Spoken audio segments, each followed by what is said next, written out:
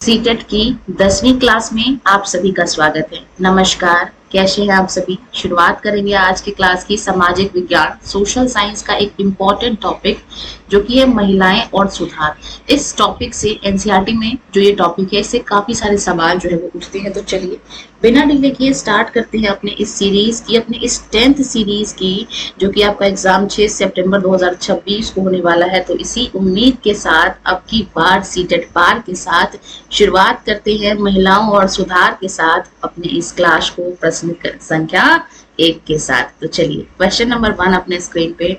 सती प्रथा पर किस वर्ष और किसके प्रयासों से प्रतिबंध लगाया गया, यानी कि ये जो सती प्रथा थी इस पे किसने बैन लगाया। काफी महत्वपूर्ण सवाल है पहले क्वेश्चन से ही। सती प्रथा क्या होता है कि जब अगर किसी महिला के पति की मृत्यु हो जाती है तो उस महिला को भी उसके पति के साथ जिंदा जला दिया जाता था। सोचिए कितनी खतरनाक प्रथा थी। तो चलिए ऑप्शन देख लेते हैं। ऑप्शन नंबर ए कहता है 1829 Raja Ram Mohan Roy. Option number B कहता है 1856 ईश्वर चंद्र विद्यासागर। ऑप्शन सी कहता है 1829 में स्वामी दयानंद सरस्वती के द्वारा। और ऑप्शन नंबर डी कहता है 1856 में ज्योतिराव फुले के द्वारा। तो यहाँ पे जो सती प्रथा बैन लगाया गया था ये 1829 में लगाया गया था, यानी कि राजा राम मोहन रॉय के द्वारा। ऑप्शन नंबर ए जो है वो इसका सही उत्तर है।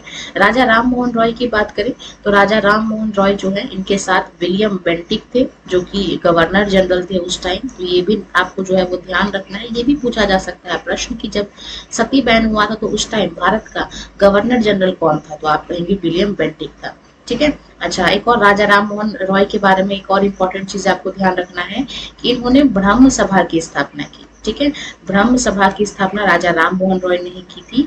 और अगर मैं यहाँ पे ईश्वर चंद्र विद्यासागर की बात करूं तो इन्होंने विधवा पुनर्विवाह पे जो है वो काम किया था।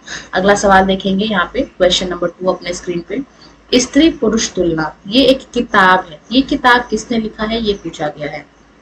चलिए ऑप्शन देख लेते हैं। ऑप्शन नंबर ए कहता है Pandita Ramabai. Option number B कहता है बेगम रुकैया सखावत हुसैन।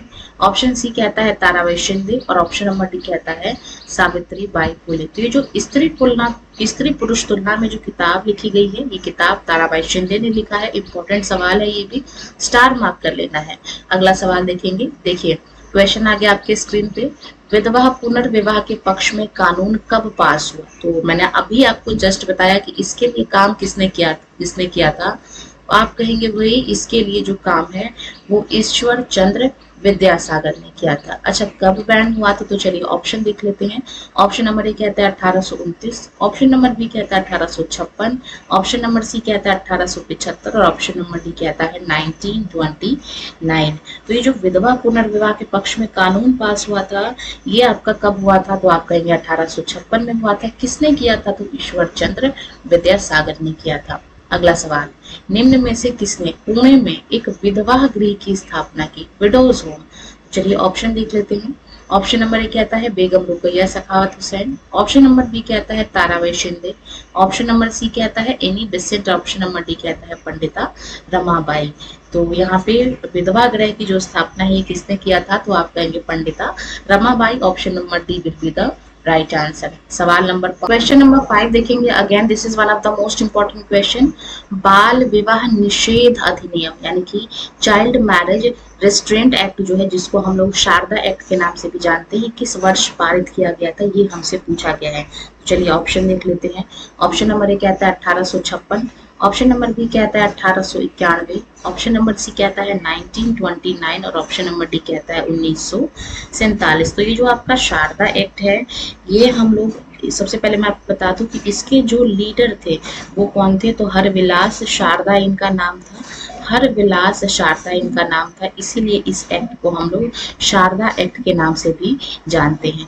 ये किस वर्ष पारित किया गया था, तो ये 1929 में पारित किया गया था, यानी कि ऑप्शन नंबर जो है यहाँ पे सी इसका करेक्ट आंसर है। अच्छा, यहाँ पे अगर मैं पुरुष और महिला की बात करूं तो यहाँ पे लड़के की जो उम्र थी, ठीक है, शादी करने की, वो न्यूनतम उम्र जो है वो 18 ईयर्स थी, जबकि यहाँ पे लड़कियों के लिए जो है वो 14 ईयर्स जो है वो रखी गई थी। बाद में 1978 में इसमें संशोधन हुआ और लड़कियों की एज 18 कर दी गई और लड़कों की एज जो है वहां पे 21 कर दी गई। ठीक है, और आजकल हम लोग बाल विवाह प्रतिषेध अधिनियम 2006 को मानते हैं, जिसमें लड़कियों की जो एज है वो 18 साल है और लड़कों की एज जो है वो मिनिमम 21 साल रखी गई है। तो सारी चीजें आपको ध्यान रखना है। फिलहाल हम चलते हैं क्वेश्चन नंबर 2 की ओर। कलकत्ता और पटना में मुस्लिम लड़कियों के लिए, मॉडर्न लड़कियों के लिए स्कूल किसने स्थापित किया? ऑप्शन देख लेते हैं। भोपाल की बेगमों ने, मुमताज अली ने, बेगम रुकैया सखावत हुसैन ने, या फिर ऑप्शन नंबर डी कहता है सर सैयद अहमद खान ने। तो इसका जो सही आंसर होने वाला है आपका, वो आपका होने वाला है बेगम रुकैया सखावत हुसैन ने। सवाल नंबर 7 देखेंगे, सत्य शोधक समाज की स्थापना किसने की थी? चलिए ऑप्शन देख लेते हैं। ऑप्शन नंबर ए कहता है B R Ambedkar, option number B कहता है Jyotirao Phule, option number C कहता है E V Ramasamy Naicker, option number D कहता है नारायण गुरु। तो यहाँ पे जो सही आंसर होने वाला है सत्य शोधक समाज। ये जो सत्य शोधक समाज है इसकी स्थापना किसने की थी? तो आप कहेंगे यहाँ पे स्थापना हुई थी ज्योतिराव फुले के द्वारा, यानी कि ऑप्शन नंबर बी जो है वो 7th का वो सही आंसर है। और 1873 में इसकी स्थापना की थी और कहाँ की थी? तो आप कहेंगे पुणे में की थी, और पुणे कहाँ से है? तो आप कहेंगे महाराष्ट्र में है। तो सारी चीजें आपको ध्यान रखना है। चलेंगे हम लोग अगले सवाल की ओर, क्वेश्चन नंबर 8 की ओर। ठीक है, पूछा गया यहाँ पे 1873 में प्रकाशित किताब गुलामगिरी के लेखक कौन है? तो सबसे पहले मैं आपको बता दूं, गुलामगिरी एक किताब है और ये कब पब्लिश हुआ था? तो 1873 में पब्लिश हुआ था। किसने किया था ये पूछा है। तो चलिए ऑप्शन देख लेते हैं। राजा राम मोहन रॉय, बी आर अम्बेडकर, ज्योतिराव फुले, और ऑप्शन नंबर डी है पेरियार। तो इसका जो राइट आंसर है वो है ज्योतिराव फुले। इन्हीं की किताब है यहाँ पे गुलामगिरी, ठीक है, जो कि 1873 में पब्लिश हुई थी। अगला सवाल, ज्योतिराव फुले ने अपनी जो किताब है गुलामगिरी, इसमें क्या लिखा था? किसको समर्पित थी ये किताब? ऑप्शन देख लेते हैं। भारत के किसानों को, ऑप्शन नंबर बी कहता है भारत की महिलाओं को, ऑप्शन नंबर सी कहता है अमेरिका के उन लोगों को जिन्होंने दासों को मुक्त कराने के लिए संघर्ष किया, और ऑप्शन नंबर डी कहता है ब्रिटिश सरकार को। ये जो किताब थी वो अमेरिका के उन लोगों के लिए थी जिसने दासों को मुक्त कराने के लिए, आजाद कराने के लिए संघर्ष किया। काफी महत्वपूर्ण जो था वहां पे काम किया गया था। इसी को देखते हुए ज्योतिराव फुले ने अपनी एक किताब लिखी जिसको गुलामगिरी नाम दिया। अगला सवाल, आत्मसम्मान आंदोलन, ठीक है, ये जो आत्मसम्मान आंदोलन है इसकी शुरुआत किसने की, ये हमसे पूछा गया है। तो चलिए ऑप्शन देख लेते हैं। ऑप्शन नंबर ए कहता है यहाँ पे Jyotirao Phule, option number B कहता है E V Ramasamy Naicker, option number C कहता है B R Ambedkar, option number D कहता है श्री नारायण गुरु। तो यहाँ पे जो आत्मसम्मान आंदोलन है इसकी शुरुआत की थी ईवी रामासामी नायकर, जिनको हम लोग पेरियार के नाम से भी जानते हैं। ये केरल के रहने वाले हैं, ठीक है। तो इन्होंने क्या किया था कि दक्षिण भारत में जो ब्राह्मणवादी वर्चस्व था उसके खिलाफ इन्होंने आंदोलन शुरू किया था।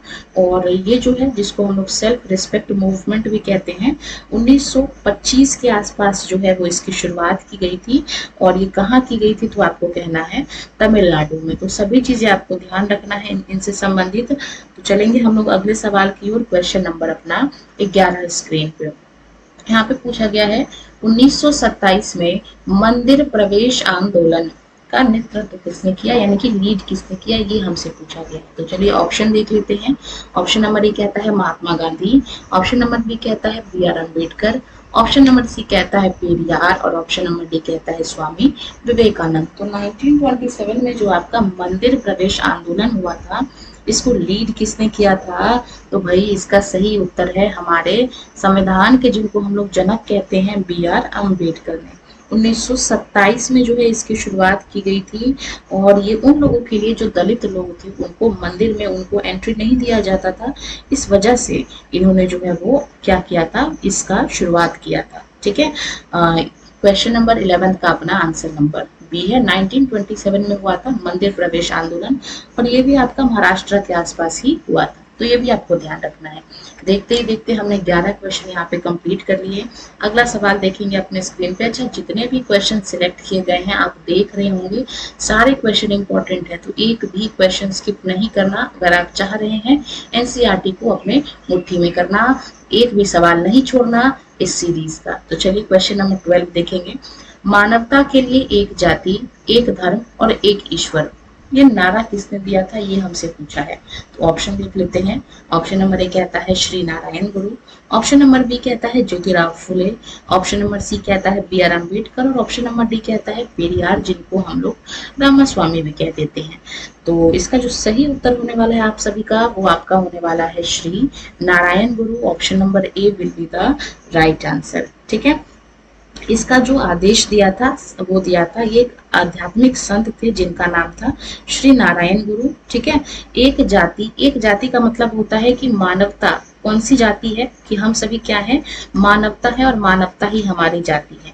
एक धर्म क्या है, एक धर्म केवल यही है कि हम सब प्रेम और सच्चाई के साथ रहेंगे और यही जो है सबको पालन करना है।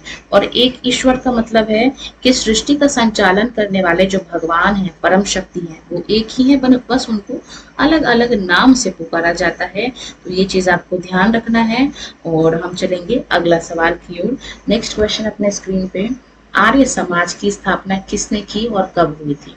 तो ये जो आर्य समाज है इसकी स्थापना, ऑप्शन देख लेते हैं। ऑप्शन नंबर ए कहता है राजा राम मोहन रॉय 1828, ऑप्शन बी कहता है Swami Dayanand Saraswati 1875, option number C कहता है ईश्वर चंद्र विद्यासागर 1856 और ऑप्शन नंबर डी कहता है यहाँ पे स्वामी विवेकानंद यानी कि 1897। तो ये जो आर्य समाज है इसकी स्थापना कब हुई थी, तो आप कहेंगे स्वामी दयानंद सरस्वती ने आर्य समाज की स्थापना की थी। कब की थी, तो आप कहेंगे 1875 में। ठीक है, तो ये भी आपको ध्यान रखना है। और ये कब हुआ था, तो आप कहेंगे अप्रैल माह के अंदर हुआ था। और हुआ कहाँ था, तो आप कहेंगे मुंबई में।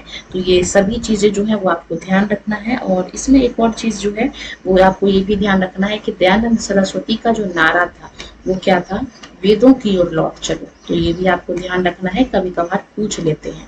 ठीक है, वेदों की ओर लौट चलो का नारा किसका है, तो आप कहेंगे यहाँ पे स्वामी दयानंद सरस्वती का ये नारा है। ठीक है, इसके अलावा आर्य समाज के कुछ इंपॉर्टेंट जो चीजें हैं वो भी आपको ध्यान रखना है।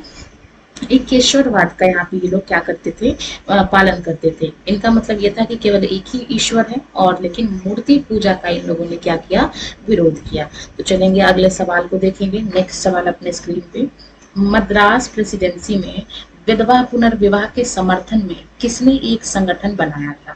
ऑप्शन देखिए। ऑप्शन नंबर ए कहता है Veeresalingam Pantulu, option number B कहता है श्री नारायण गुरु, ऑप्शन नंबर सी कहता है पेरियार और ऑप्शन नंबर डी कहता है राजा राम मोहन रॉय। तो यहाँ पे जो करेक्ट आंसर है आपका, वो आपका होने वाला है Veeresalingam Pantulu. Option number A will be the correct answer. अगला सवाल, अलीगढ़ आंदोलन का संबंध किससे है।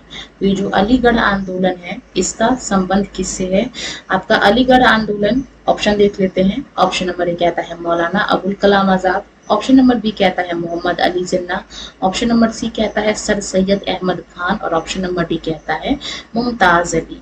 तो ये जो अलीगढ़ आंदोलन है ये किसने किया था, तो आप कहेंगे सर सैयद अहमद खान ने जो है वो इसको किया था, यानी कि option number C will be the correct answer. अगला सवाल देखेंगे, ब्रह्म समाज में, ठीक है, यहाँ पे सवाल देखेंगे, ब्रह्म समाज की स्थापना किसने की थी, वो हमसे पूछा गया है। तो स्टार्टिंग में ये ब्रह्म सभा था और बाद में इसको चेंज कर दिया गया ब्रह्म समाज की। इसका आंसर मैंने आपको पहले ही क्वेश्चन में बता दिया है। ठीक है, तो यहाँ पे जो ब्रह्म समाज है यानी कि जिसको हम लोग ब्रह्म सभा भी कहते हैं, चलिए ऑप्शन देख लेते हैं। ऑप्शन नंबर ए कहता है Ishwar Chandra Vidyasagar, option number B कहता है यहाँ पे Raja Ram Mohan Roy, option number C कहता है यहाँ पे दयानंद सरस्वती और ऑप्शन नंबर डी कहता है यहाँ पे केशव चंद्र सेन। तो हम सभी जानते हैं ब्रह्म सभा की स्थापना राजा राम मोहन रॉय ने किया था, 1828 में किया था। तो ये भी आपको जो है इसको ध्यान रखना है। शुरुआत में इसको जो है वो ब्रह्म सभा के नाम से जानते थे, बाद में इसको समाज कर दिया गया था। ठीक है, और जब राजा राम मोहन रॉय के बाद ब्रह्म सभा की जो बागडोर थी वो देवेंद्र नाथ टैगोर और केशव चंद्र सेन ने इसको पूरे भारत में इसको फैलाने का काम किया। अगला सवाल देखेंगे, अलीगढ़ में मुस्लिम लड़कियों के लिए प्राथमिक विद्यालय किसने खोले थे। ऑप्शन देख लेते हैं, Begum Rukaiya Sakhawat Hussain, option number B कहता है भोपाल की बेगमों ने, ऑप्शन नंबर सी कहता है मुमताज अली ने और ऑप्शन नंबर डी कहता है सर सैयद अहमद खान ने।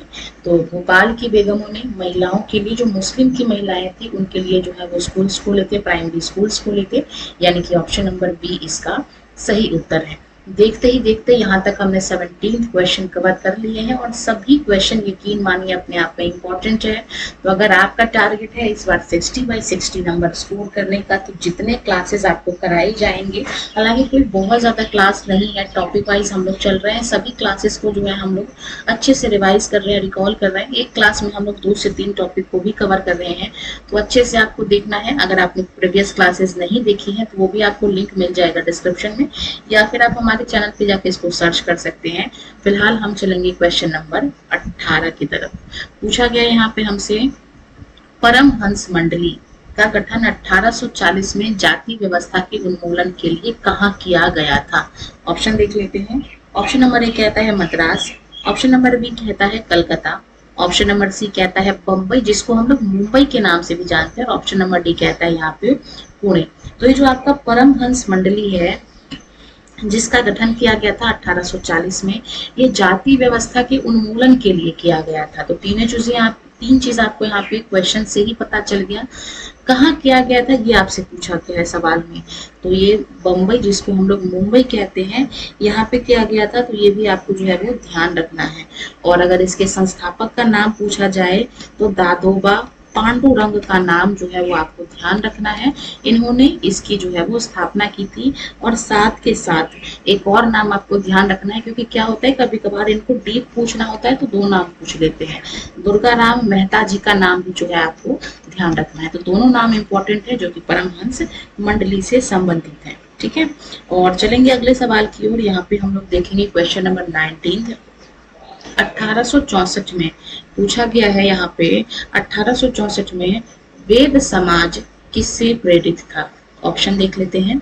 1864 में मद्रास में स्थापित जो वेद समाज है, तो यहाँ से हमें दो तीन चीजें पता तो चल गई क्वेश्चन से ही कि वेद समाज की स्थापना कहाँ हुई थी। आप कहेंगे मद्रास में। कब हुई थी? 1864 में।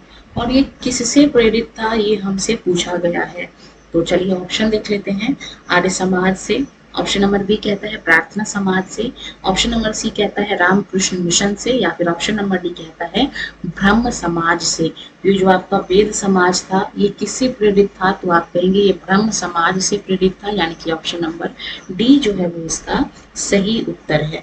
और अगर पूछा जाए कि वेद समाज की स्थापना, तो हम सभी जानते हैं 1864 मद्रास में हुआ था। और केशव चंद्र सेन का आपको जो है वो नाम ध्यान रखना है, इनका इसमें बड़ा भूमिका था।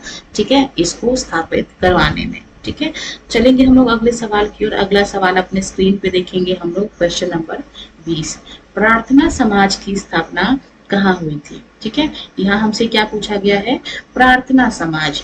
तो ऑप्शन देख लेते हैं। ऑप्शन नंबर ए कहता है बम्बई, ऑप्शन नंबर बी कहता है यहाँ पे मद्रास, ऑप्शन नंबर सी कहता है कलकत्ता, और ऑप्शन नंबर डी कहता है हमारा यहाँ पे अगला ऑप्शन नंबर डी कहता है हमारा यहाँ पे लाहौर। तो यहाँ पे हमसे पूछा गया था प्रार्थना समाज। तो ऑप्शन देख लेते हैं। प्रार्थना समाज की जो स्थापना है प्रार्थना समाज की, वो कहाँ पे हुई थी? तो आप कहेंगे ये बम्बई के अंदर हुई थी। कब हुई थी? तो आप कहेंगे 1867 में हुई थी। ठीक है, और अगर यहाँ पे मैं बात करूं प्रार्थना समाज की, तो इसकी जो स्थापना है वो आत्माराम पांडुरंग ने किया था। ये भी नाम जो है वो आपको ध्यान रखना है। सभी चीजें इंपॉर्टेंट है, सभी चीजें जो है वो इम्पोर्टेंट है, तो आपको अच्छे से आत्माराम पांडुरंग का नाम जो है वो ध्यान रखना है। इसके अलावा आपको MG रनाडे का भी नाम ध्यान रखना है। इन्होंने भी जो था वो इसमें भूमिका निभाई थी। ठीक है, तो चलेंगे हम लोग अगले सवाल को देखेंगे। नेक्स्ट सवाल अपने स्क्रीन पे, क्वेश्चन नंबर 21। पुराणों की आयतों का हवाला देकर महिलाओं की शिक्षा की वकालत किसने की थी? ऑप्शन देखिए, Sir Syed Ahmad Khan, option B कहता है Mumtaz Ali, option number C कहता है यहाँ पे मौलाना आजाद, और ऑप्शन नंबर डी कहता है बेगम रुकैया सखावत हुसैन। तो यहाँ पे पुराणों की आयतों का हवाला देकर महिलाओं की शिक्षा को आगे बढ़ाने के लिए इनकी वकालत मुमताज अली ने किया था। Option number B will be the right answer. अगला सवाल देखेंगे। यहाँ पे हम लोग सवाल में पूछा गया है हमसे कि यहाँ पे यंग बंगाल मूवमेंट का नेतृत्व किसने किया? ऑप्शन देखिए। ऑप्शन नंबर ए कहता है Raja Ram Mohan Rai, option number B कहता है Henry Louis Vivian Derozio, option number C कहता है ईश्वर चंद्र विद्यासागर और ऑप्शन नंबर डी कहता है स्वामी विवेकानंद। तो ये जो आपका मूवमेंट है जिसको हम लोग यंग बंगाल मूवमेंट कहते हैं, ये इसको लीड किसने किया था, तो आप कहेंगे हेनरी लुई विवियन टेरेसियो ने जो है वो इसको लीड किया था। ठीक है, तो एक जो है आपको ध्यान रखना है यहाँ पे यंग बंगाल मूवमेंट ये आपका 1820 से 30 के दशक में हुआ था। 1820 से 30 के दशक में हुआ था, तो ये चीज जो है आपको ध्यान रखना है। ठीक है, और अगर मैं आगे की बात करूँ तो क्वेश्चन नंबर हम लोग 23 को देखेंगे। सिखों के धार्मिक और सामाजिक सुधारों के लिए यहाँ पे सिंह सभा आंदोलन कहाँ शुरू हुआ था? ऑप्शन देखिए, दिल्ली और अमृतसर। ऑप्शन नंबर बी कहता है यहाँ पे अमृतसर और लाहौर। ऑप्शन नंबर सी कहता है यहाँ पे पटना और लाहौर। और ऑप्शन नंबर डी कहता है यहाँ आपसे जालंधर और यहाँ पे पूछा गया है पटियाला। तो ये जो सिंह सभा आंदोलन है ये कहाँ पे शुरू हुआ था, तो आप कहेंगे सिंह सभा आंदोलन आपके अमृतसर और लाहौर में इसकी शुरुआत की गई थी। 1873 में इसकी शुरुआत हुई थी और अमृतसर में पहली सिंह सभा की स्थापना हुई। इसमें क्या किया गया कि सिख गुरुओं की शिक्षाओं का प्रचार प्रसार किया गया। तो हम लोग बात करेंगे अगला सवाल क्वेश्चन नंबर 24 की ओर। एक इम्पोर्टेंट सवाल है, पूछा गया है रामकृष्ण मिशन की स्थापना किसने की थी? तो चलिए ऑप्शन देख लेते हैं। रामकृष्ण परमहंस ने, स्वामी दयानंद सरस्वती ने, स्वामी विवेकानंद ने या फिर राजा राम मोहन राय ने। तो यहाँ पे हम लोग देखेंगे रामकृष्ण मिशन की जो स्थापना हुई थी, ये ऑप्शन देख लेते हैं। ऑप्शन नंबर ए हमारा, इसका जो करेक्ट आंसर होने वाला है वो होने वाला है आपका स्वामी विवेकानंद। स्वामी विवेकानंद ने जो है वो इसकी स्थापना की थी। ठीक है, और आपको ये भी ध्यान रखना है कि इनके जो गुरु हैं, इनके गुरु कौन है, तो भाई इनके गुरु हैं, यहाँ पे पूछा गया है इनके गुरु का नाम, तो रामकृष्ण परमहंस इनके गुरु थे। तो इन्हीं के नाम पे इन्होंने क्या किया था, यहाँ पे इसकी स्थापना की थी। तो ये भी चीज आपको ध्यान रखना है। बाकी एक और इम्पोर्टेंट चीज की बात करें तो ये 1897 में इसकी स्थापना हुई थी, स्वामी विवेकानंद ने किया था। रामकृष्ण परमहंस इनके गुरु थे, इसीलिए उनके नाम पे इसका नाम रखा गया था। चलेंगे अगला सवाल देखेंगे। 19 सदी के अधिकांश समाज सुधारकों ने सामाजिक बुराइयों को चुनौती देने के लिए मुख्य रूप से क्या रणनीति अपनाई? ऑप्शन देखिए, उन्होंने सीधे ब्रिटिश सरकार से सेना भेजने की मांग की। ऑप्शन नंबर बी कह रहा है उन्होंने प्राचीन धर्म ग्रंथों का हवाला देकर यह साबित किया कि ये बुराइयां धर्म के खिलाफ है। ऑप्शन नंबर सी कहेंगे उन्होंने पश्चिमी संस्कृति को पूरी तरह से अपनाने पर जोर दिया। और ऑप्शन नंबर डी कह रहा है उन्होंने समाज को छोड़कर संन्यास ले लिया। तो इसका जो राइट आंसर होने वाला है वो आपका होने वाला है उन्होंने प्राचीन धर्म ग्रंथों का हवाला देकर यह साबित किया कि ये बुराइयां धर्म के खिलाफ है। अगला सवाल, यहाँ पे जो हमारा महिलाएं में जो सुधार था ये टॉपिक कंप्लीट होता है और यहाँ से हमारा एक दूसरा टॉपिक शुरू होता है जिसका नाम है जाति व्यवस्था को चुनौती। तो चलिए इसको शुरुआत करेंगे। ये टॉपिक भी काफी इंपॉर्टेंट है और इसी टॉपिक से पहला सवाल सत्यशोधक समाज की स्थापना। हालांकि ये सवाल कई बार पूछा गया है, कई बार पूछा गया है मतलब इम्पोर्टेंट है, तो आपको घबराना नहीं है कि कई बार पूछ लिया गया है इस सीरीज में। ऑप्शन देखिए, doctor B R Ambedkar. Option number B कहता है Jyotirao Phule. Option number C कहता है पेरियार और ऑप्शन नंबर डी कहता है श्री नारायण गुरु। तो ये जो सत्यशोधक समाज है इसकी स्थापना ज्योतिराव फुले ने किया था। अगला सवाल, प्रसिद्ध पुस्तक गुलामगिरी 1873 इसके लेखक कौन है? ऑप्शन देख लीजिए, ये सवाल रिपीटेड है तो इसके जो लेखक है हम सभी जानते हैं ज्योतिराव फुले हैं। अगला सवाल, ज्योतिराव फुले ने अपनी जो किताब है गुलामगिरी ये किसको समर्पित किया था? तो ये भी रिपीटेड क्वेश्चन है। अमेरिका के जो गुलाम थे उनको मुक्ति दिलाने के लिए जो संघर्ष हुआ था उनको समर्पित किया। अगला सवाल, मानवता की एक जाति, एक धर्म और एक ईश्वर, ये नारायण किसने, ये जो नारा है किसने दिया था? तो ये नारा श्री नारायण गुरु ने दिया था। ठीक है, अगला सवाल देखते हैं।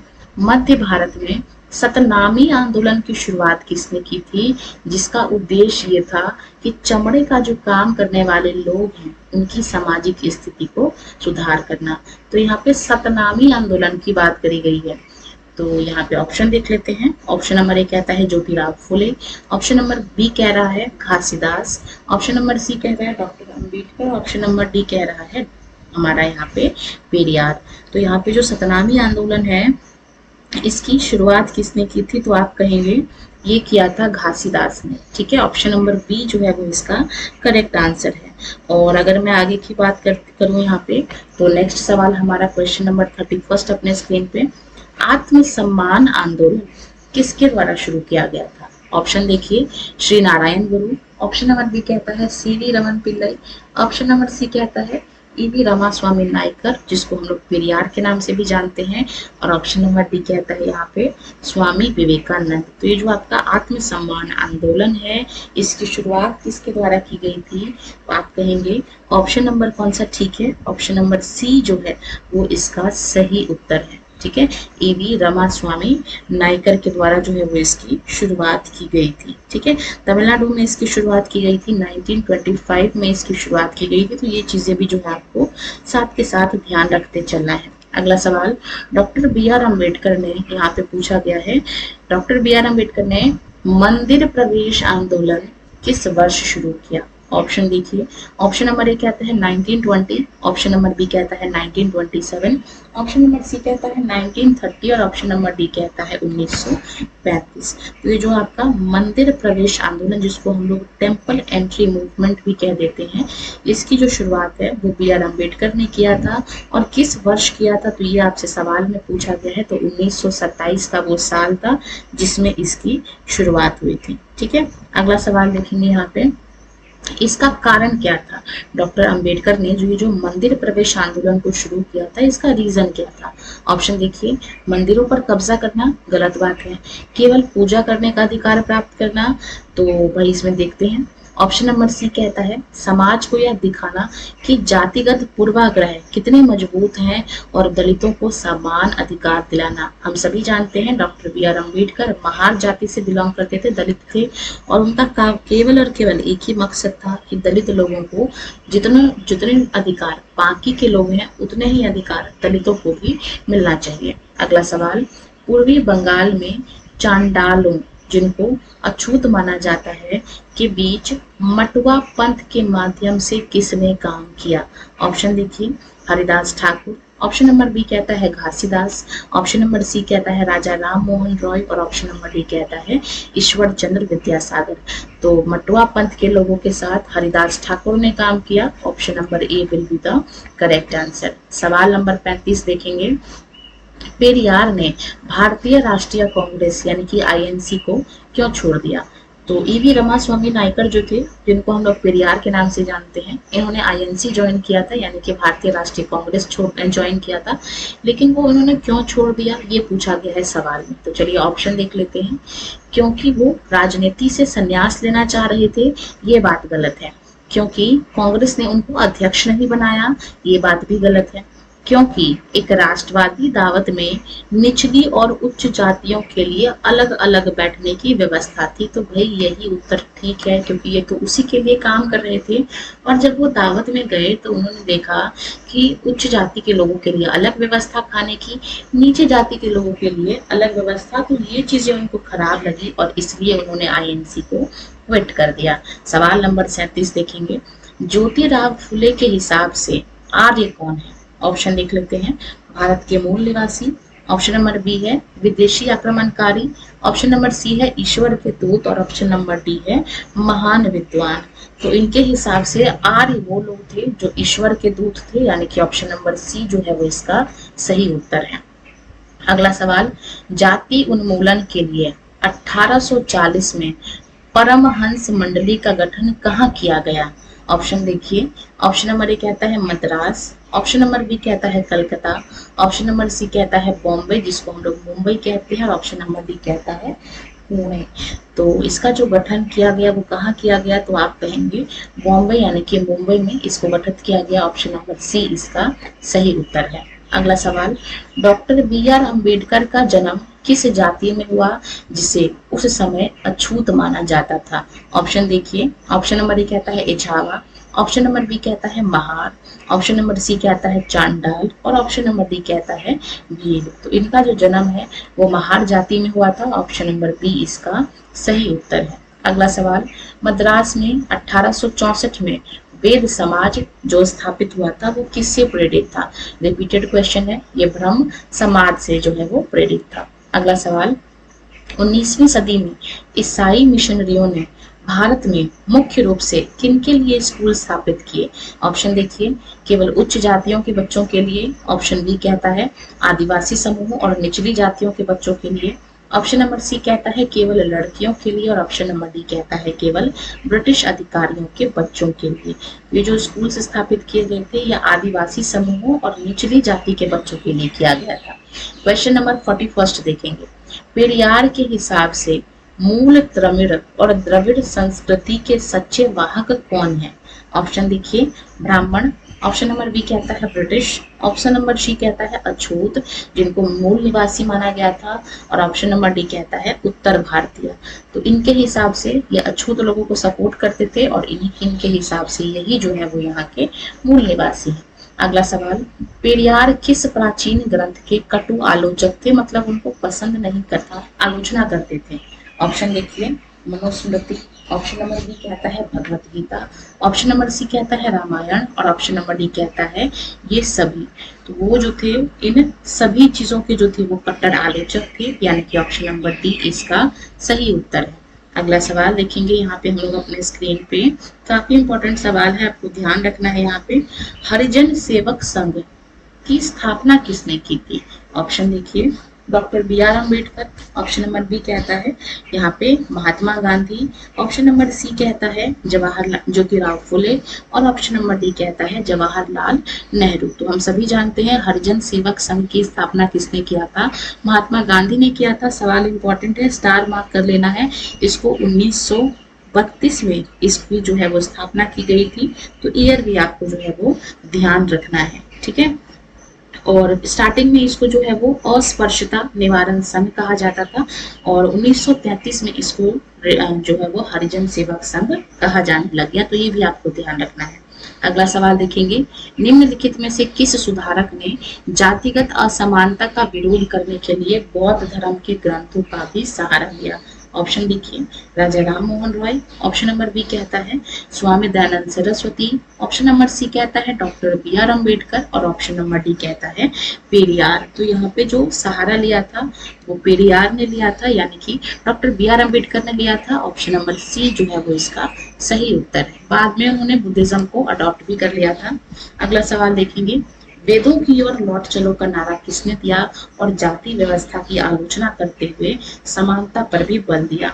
तो मैंने आपको पहले ही बता दिया था, वेदों की ओर लौट चलो का जो नारा है वो स्वामी दयानंद सरस्वती ने दिया था, और आर्य समाज की इन्होंने स्थापना की थी। अगला सवाल, सवाल नंबर 46 अपने स्क्रीन पर पूछा गया है, अनहाइलेशन ऑफ कास्ट, ये जो फेमस किताब है ये किसने लिखा था?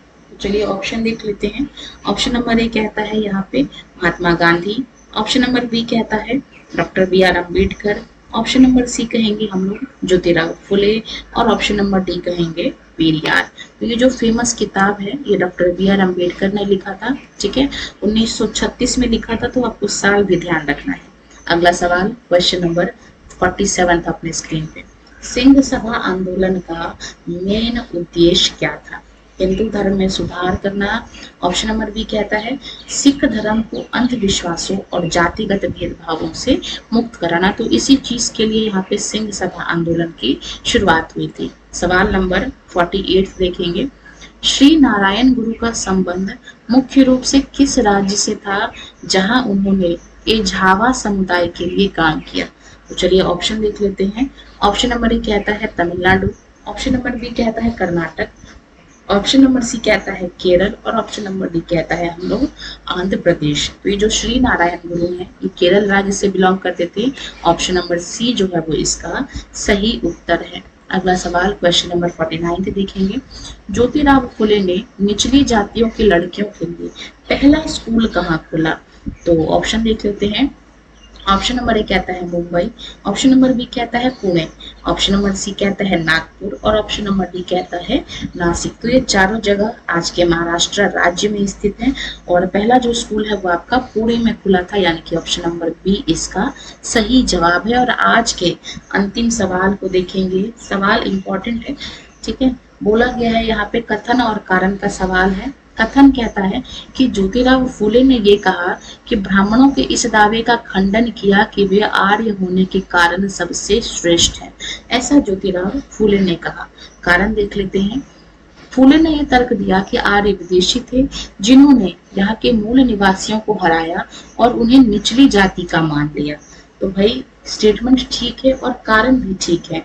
तो यहाँ पे ऑप्शन नंबर ए जो है कथन और कारण, यानी कि यहाँ पे ए और आर दोनों सही है और आर एक ही सही व्याख्या भी करता है, यानी कि ऑप्शन नंबर ए जो है वो इसका सही उत्तर है। इसी के साथ हमने आज के 50 क्वेश्चन जो है वो कंप्लीट किए। इसमें सबसे पहले हमने जाति व्यवस्था को चुनौती इस टॉपिक को खत्म किया और उससे भी पहले हमने किसको कंप्लीट किया, तो आप कहेंगे महिलाओं और उनमें होने वाले सुधार को यहाँ पे हमने डिस्कस किया। ठीक है, तो इसी के साथ हमारे जो सीटेट की 10th क्लास थी यहाँ पे हम इसको विराम लगाते हैं। वीडियो आपको अच्छी लगी हो, क्लास अच्छी लगी हो तो वीडियो को शेयर करना, चैनल को सब्सक्राइब करना, और अगर आपके मन में कोई डाउट हो या कोई सजेशन हो तो वो भी आप कमेंट सेक्शन में छोड़ सकते हैं। धन्यवाद।